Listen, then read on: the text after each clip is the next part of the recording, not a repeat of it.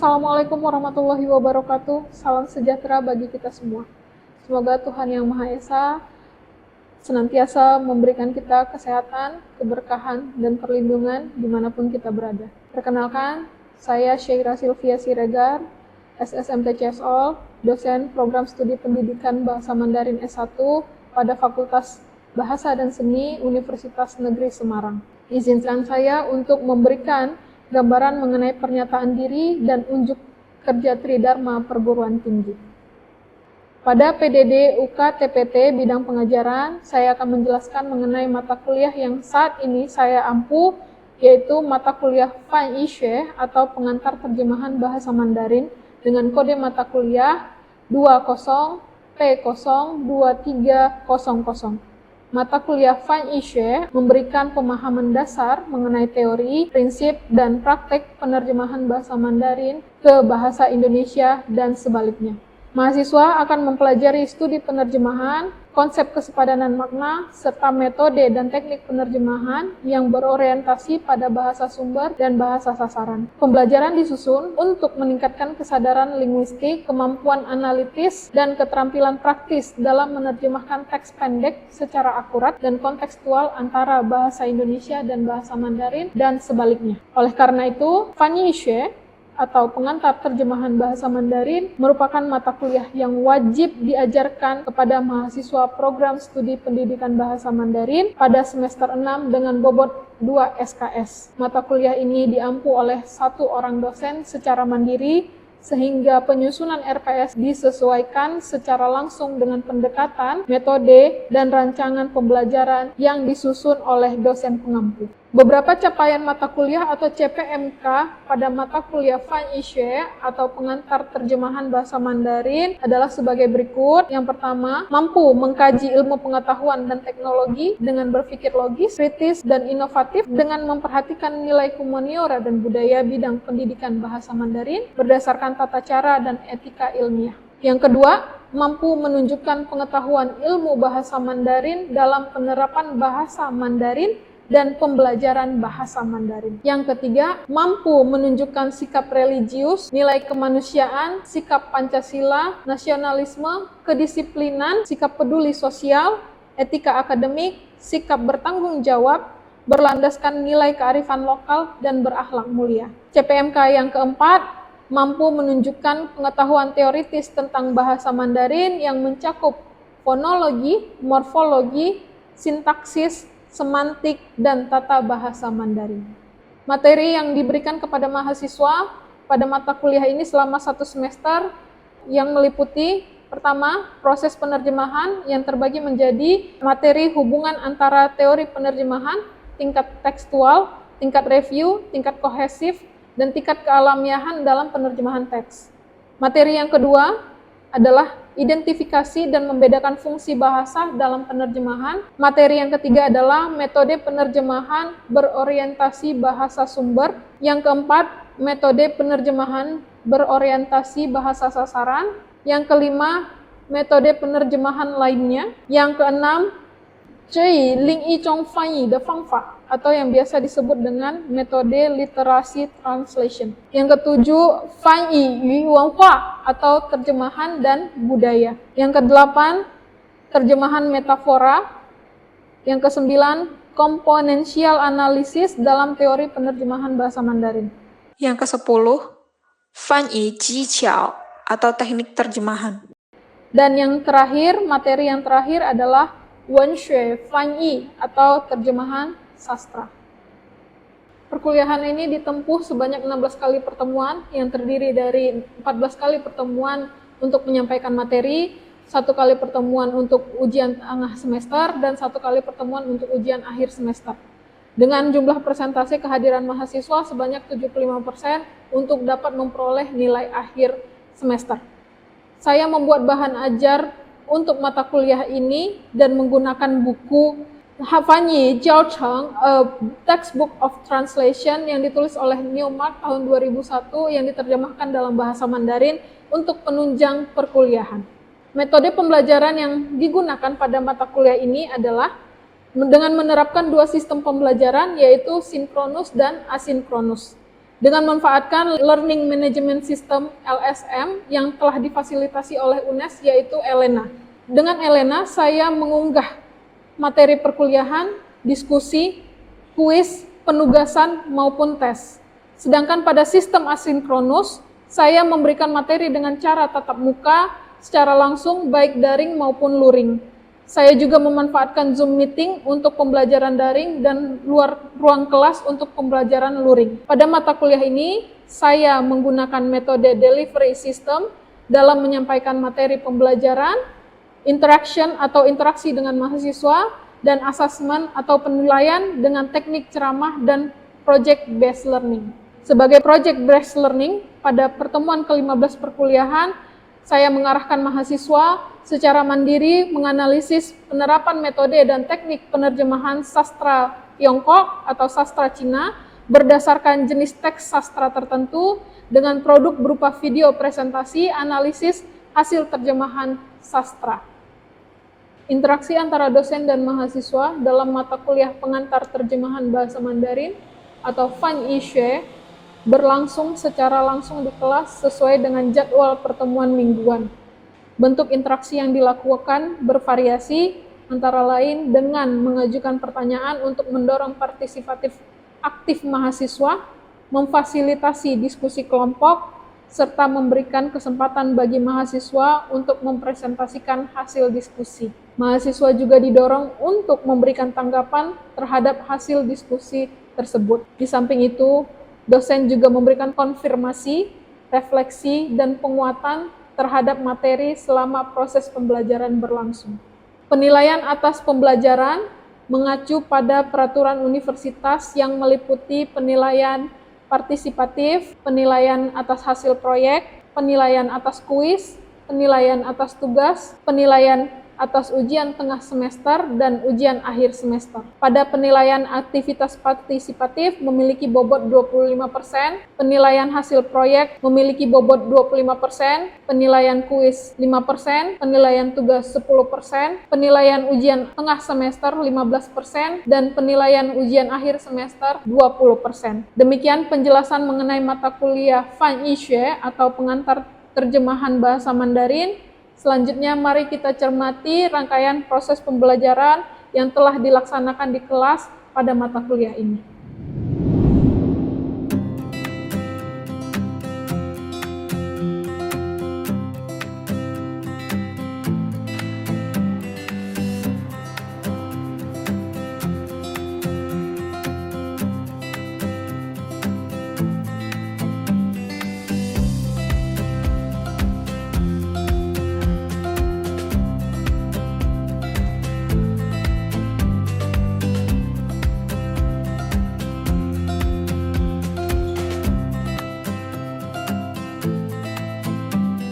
Assalamualaikum warahmatullahi wabarakatuh. Selamat siang mahasiswa sekalian.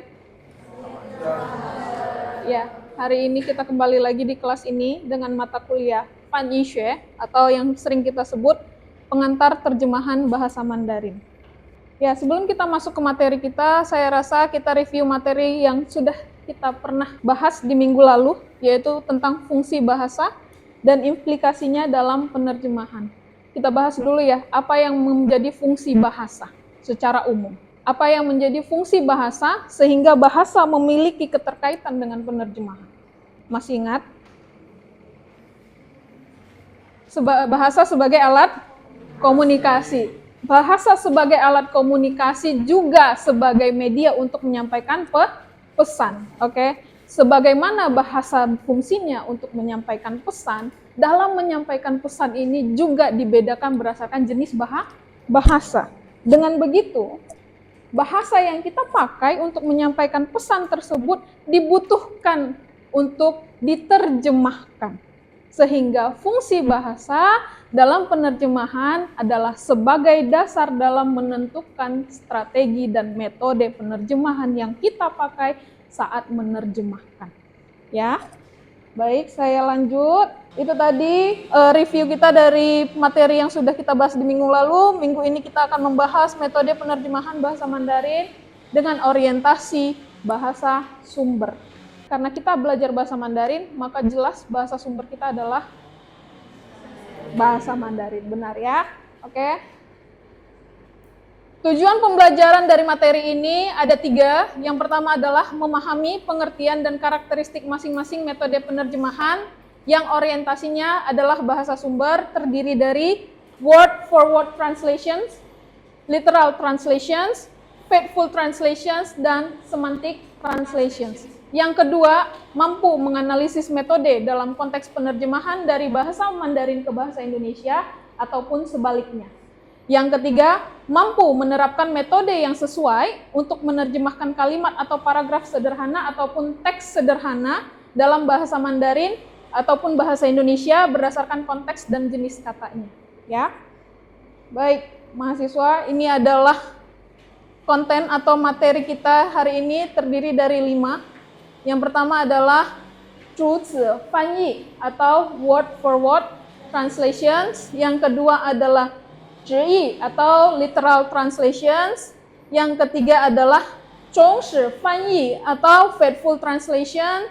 Yang keempat 语义翻译 atau semantic translation. Yang terakhir nanti akan ada 练习. Kalau mau ngomongin Mishue nanti di bagian 练习. 好。我们开始啊，第一个就是助词练习 atau word for word translation. Translasi atau penerjemahan kata demi kata. Adalah metode penerjemahan yang bersifat literal dan setiap kata yang ada pada bahasa sumber diterjemahkan secara langsung tanpa. Ingat ya, ada kata tanpa. Tanpa apa saja? Ada 3 kata tanpa di sini. Yang pertama adalah tanpa memperhatikan struktur bahasa, termasuklah grammar di sini ya mahasiswa. Yang kedua, tanpa memperhatikan makna idiomatik. Idiomatik termasuklah peribahasa atau ungkapan. Yang ketiga, tanpa memperhatikan atau tanpa menelusuri konteks budaya. Oke. Maka metode ini tidak menghasilkan terjemahan yang alami atau dapat dipahami secara sempurna dalam bahasa sasaran karena sama sekali tidak mempertimbangkan struktur kalimat yang benar dalam bahasa sasaran. Jadi, dalam word for word translations atau 主词翻译 yang menjadi karakteristiknya adalah tidak adanya perubahan struktur kata sama sekali, tetapi artinya sudah benar. Ya. Contohnya boleh dibaca mahasiswa? Bahasa sumbernya adalah 我喜欢学习汉语. Bahasa sasarannya apa mahasiswa? Kira-kira sebelum kita bahas analisisnya, dari sini udah kelihatan kenapa dikatakan setia? Sudah kelihatan? Coba saya tanya, yang mana yang menurut kalian sangat kelihatan antara bahasa sumber dan bahasa sasaran? Ayo Husen. Contohnya?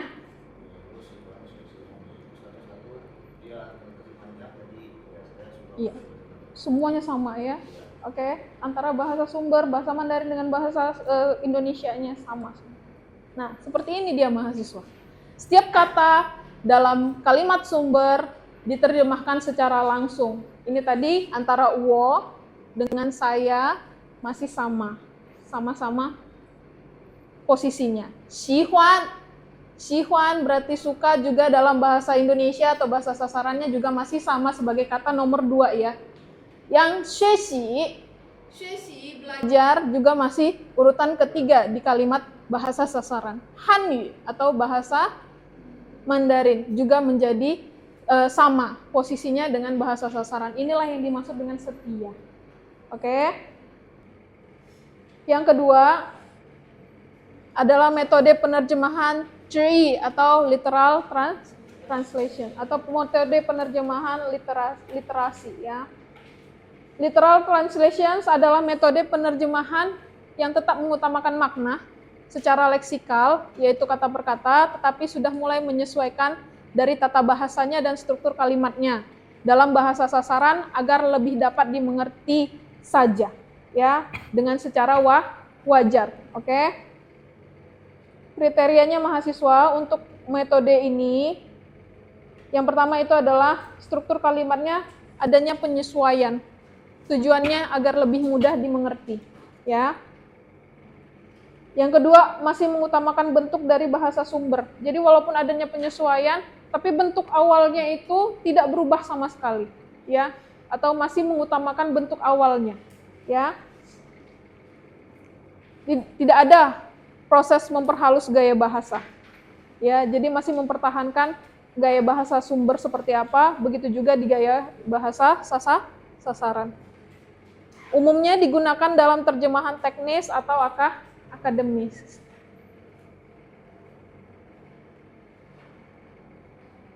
Ini contohnya mahasiswa, silakan dibaca. Ta昨天去了图书馆. Dia kemarin pergi ke perpustakaan. Nah, kita lihat dari struktur gramatikalnya ya mahasiswa. Dalam bahasa Mandarin sebagai bahasa sumber, ta adalah zuotian adalah keterangan, shi adalah predikat, kata kerja, ya. Le kata partikel bantu, ya, yang menerangkan zuotian, benar ya. Tushuguan adalah objek. Nah, ada perbedaan dengan bahasa sasaran? Secara gramatikal,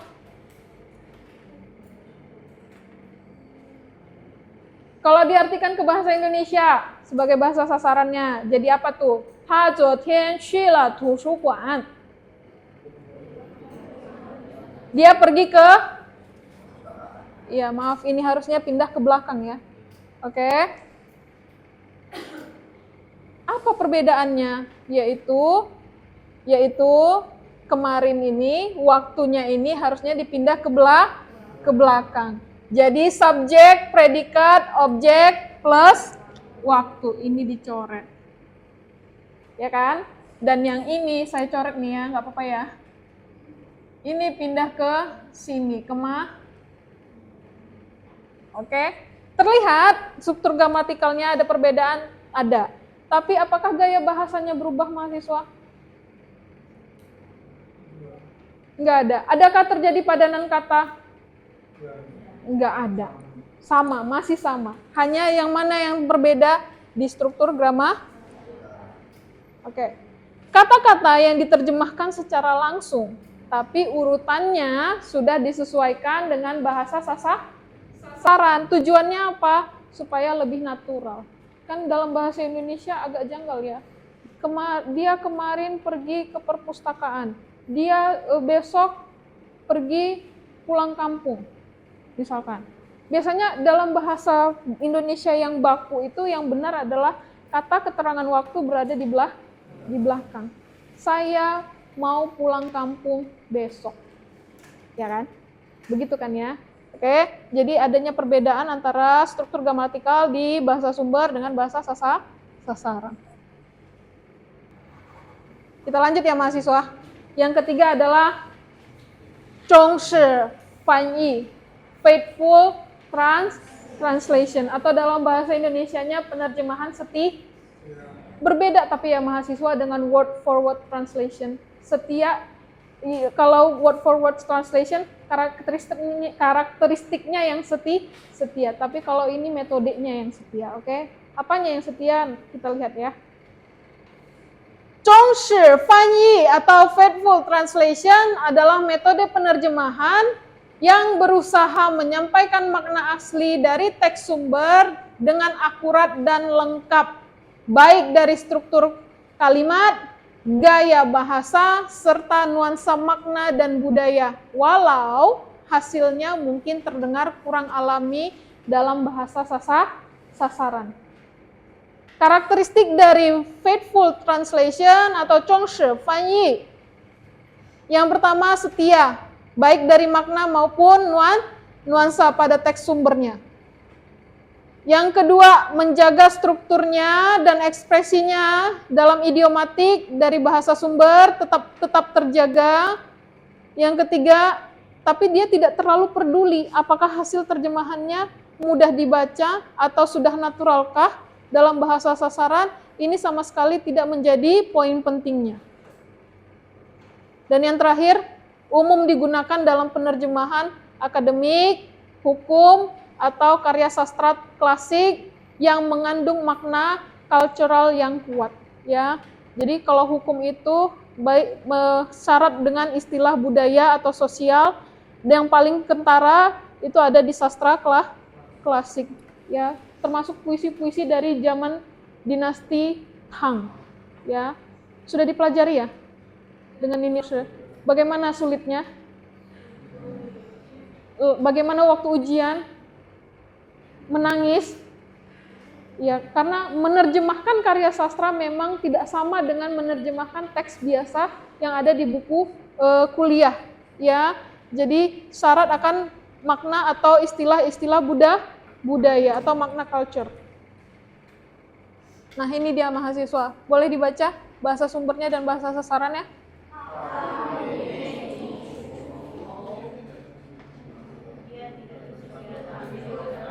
Oh. Kelihatan di mana istilahnya? Chu, tou. Secara harfiah, chu dan tou. Chu artinya keluar, tou呢？出头的意思呢？ Kepalanya keluar. Sesuai nggak maknanya mahasiswa yang ingin disampaikan? Maksudnya tersampaikan nggak pesannya? Enggak. Karena chutou adalah idiom, oke? Dia tidak bersedia, ta bu yanyi chutou ini idiomatik, maka perlu adanya padanan kata istilah yang sesuai juga dengan bahasa sasaran. Diganti menjadi apa? Menonjol atau menjadi sorotan. Chutou, oke? Menonjol atau menjadi sorotan. Ta bu yanyi chutou. Yui, fanyi atau semantik apa itu semantic translation? Penerjemahan yang tetap menjaga makna aslinya, namun lebih fleksibel dalam penyusunan bahasanya, lebih mementingkan kealamian dan keterbacaan dalam bahasa sasaran dibandingkan dengan metode translasi faithful. Karena apa? Memperhatikan konteks dan keindahan ekspresi dalam bahasa sasaran. Balik lagi mahasiswa, ketika menerjemahkan yang paling sulit diterjemahkan itu adalah teks sastra. Karena teks sastra syarat akan gaya bahasa, idiom, perumpamaan, dan apa satu lagi? Chang. Dimana semua ini perlu pengetahuan tersendiri oleh penerjemah untuk menemukan makna aslinya, ya. Kalau diartikan, kamu jangan meletakkan di sang atas. Jadi kamu jangan meletakkan di atas hati. Bisakah kalian menerima terjemahan ini? Berarti jangan terlalu dipikirkan. Adanya penyesuaian atau adanya padanan kata sesuai dengan apa? Sesuai dengan konteks budaya. Yang mana kalau dalam bahasa Mandarin ini bisa diterima, tapi kalau secara harfiah dari bahasa sasaran bahasa Indonesia tidak bisa dikomunikasikan sama sekali. Nggak dapet artinya. Ya, sehingga kalimat ini diartikan menjadi apa mahasiswa? Jangan terlalu dipikir. Baik, sampai sini adakah pertanyaan? 有什么问题吗？好，非常好。OK， 那你们看一下，这个是简单的练习，看一下这个课文，简单的课文，然后分析一下这个课文用哪个翻译的方法最好的、最适合的方法。你教iya, metode apa mahasiswa yang paling sesuai untuk kalimat ini? Yakin? Yakin? Seberapa yakin? 100%. Ni jiao shema mingzi. Ini kalau kata per kata nggak dapet. Ya kan? Coba lihat. Ni, kamu. Jiao. Shema. Mingzi. Jadi kamu dipanggil apa nama. Nah, bagaimana mengkomunikasikannya dalam bahasa Indonesia? Namamu? Iya, kan nggak pernah kita tanya, apa namamu? Komunikasi yang seperti ini tidak sesuai dengan konteks budaya kita, ya kan? Tapi dalam bahasa Mandarin malah yang dipakai adalah kata tanya apa. Tidak mengapa, karena dalam konteks budaya Cina ini adalah sesuai. Tapi konteks budaya Indonesia tidak sesuai. Sehingga bagaimana analisisnya?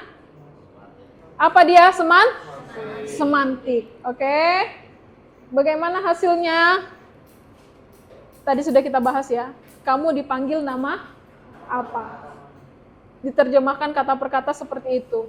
Terdengar bukan janggal lagi, nggak ada sama sekali, ya kan ya? Kamu apa nama? Namun dengan menggunakan metode semantic translation, terjemahannya menjadi siapa namamu. Oke, pendekatan ini memperhatikan apa mahasiswa? Konteks budaya bahasa Indonesia. Saya rasa ini aja, materi kita sudah selesai. Nah, sebelum kita 下课，老师要你们做一个作业，简单的作业。OK， 你们不要笑啊！作业就是生活中最幸福的事情啊。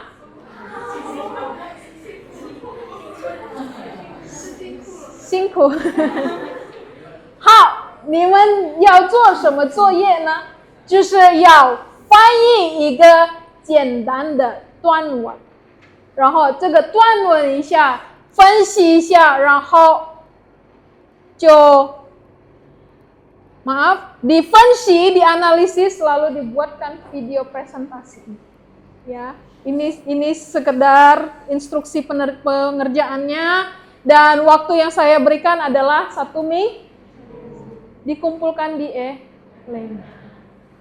Temanya apa saja, Laoshi?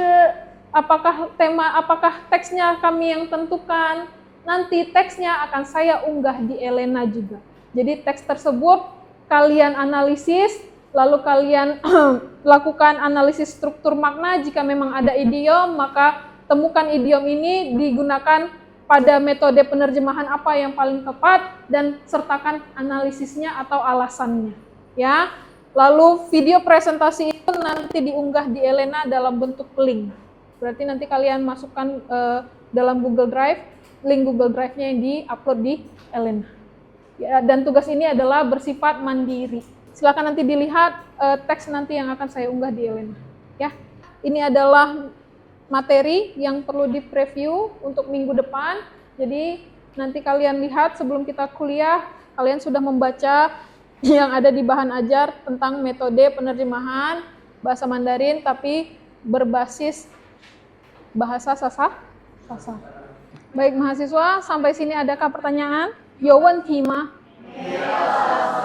很好。那个没有的话，这个没有的词表示你们完全能听得懂今天的课。好，如果没有问题的，我们可以下课。谢谢大家。谢谢老师。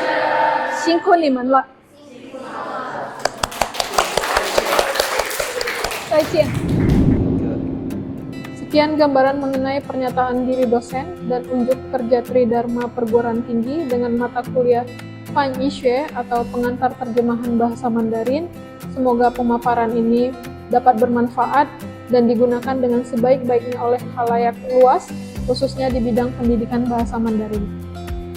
以上是关于翻译学择我陈书记搞笑3大职责工作成果的简要概述，希望本次内容能为广大公众，尤其是汉语教育领域带来实质性的帮助，并得到充分而有效的应用。谢谢。